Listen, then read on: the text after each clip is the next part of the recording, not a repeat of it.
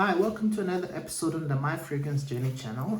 In today's episode, I'd like to talk briefly about the challenges of fragrance collecting, or this fragrance hobby or hoarding or whatever you call it. So there's four key things that I'd like to address here in terms of, doing this thing, constantly buying, even if you're just buying and not doing a YouTube channel like this. So I'd rather talk more about the collecting and the hobby part of it rather than the YouTube channel part of it. And I've been at it for just over a year now, and faced with many challenges, but I keep going. I keep adjusting my strategy and my plan going forward.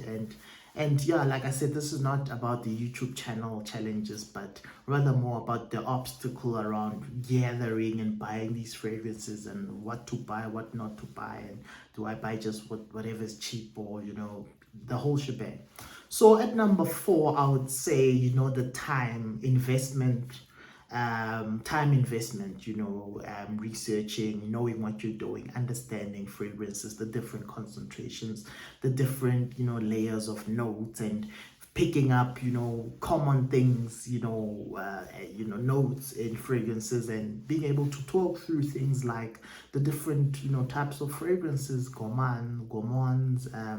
You've got a whole lot of things, being able to pick up the different notes, like I said, and being able to compare one fragrance to another, and understanding the different styles of perfumery out there, and just generally just having knowledge about what you're doing when you're collecting. Because if you don't have the basics, you might just go out there and buy and not really have a direction.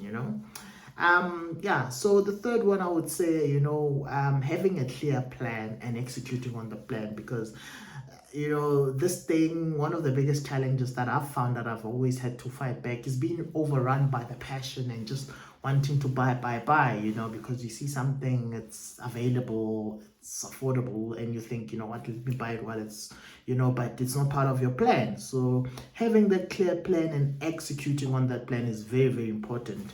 And then, not just collecting for the sake of collecting, but like I say, have a clear plan, know what you want to collect, the kind of fragrances that you'd like to have, whether you'd like to have, like, for example, I collect a lot of classic stuff from different times in my fragrance journey. So I've got the classics, I've got that recently did the high school stuff, and I go back to fragrances that I've had in the past. I'll be going at iconic fragrances that have made me fall in love with perfumery, the art of perfumery and fragrances in general. And yeah, having that clear plan and executing on that plan can be a bit of a challenge if you get overrun with this passion and just wanting to buy. Yeah, so at number 2, I would say, having more than 3 fragrances, I would say. I would advise the average guy to have 3 fragrances for the different occasions, at a minimum. Having more than that, space and where you're gonna store all these fragrances becomes an issue, especially if you have a permanent roommate like a wife. And you've got kids, that find these things as fancy toys or interesting toys to play around with, which I don't want. I don't want, like, my kids touching my fragrances.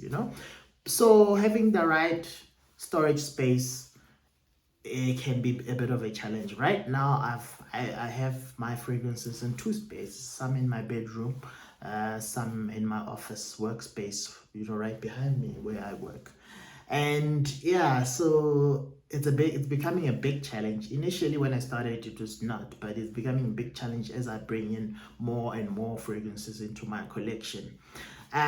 So yeah, I've been looking around for like a storage setup, and yeah, maybe in the next couple of months I should have a proper place of a proper method, or strategy to store my fragrances, which is secure, and it's close enough for me to get to them to create some of this content.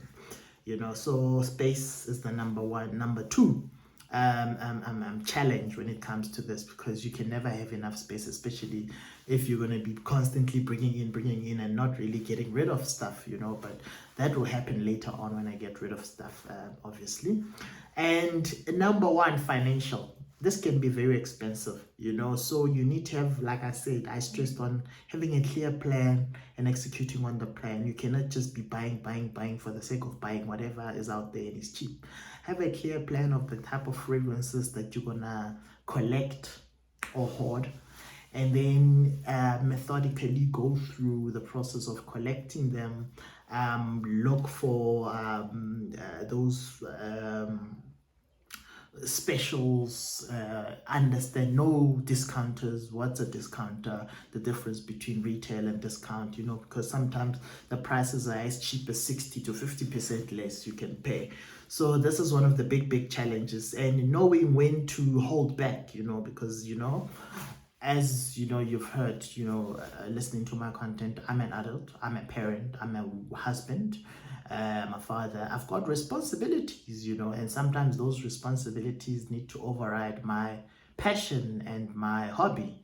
So very important there. Yeah, and those are my top four challenges when it comes to the fragrance collecting game. Till next time, please like, subscribe, leave a comment down below. Over and out. Peace.